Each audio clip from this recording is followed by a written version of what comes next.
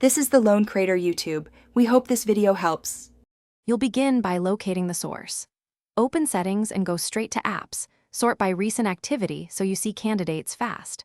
Once you spot apps showing ads or overlays, tap them and check permissions and notifications. Make sure to note which app is set as your default browser, that's key.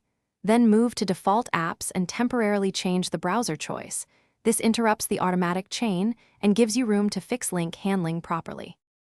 Once done with identification, clear defaults and control link behavior. Go into each suspect app, choose Open by default, and clear defaults so links stop auto-launching that app.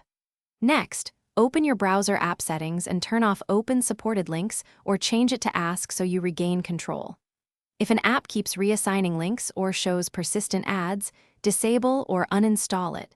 This removes the recurring trigger. Also clear browser cache and data to remove leftover redirect rules that cause auto-opening. To finish, reboot and test by tapping links in Mail or a note. Make sure the behavior is corrected. If links still auto-open, reset app preferences to restore defaults and remove hidden handlers, or boot to safe mode to confirm a third-party app is responsible. Run an anti-malware scan and remove any adware found. One quick troubleshooting tip.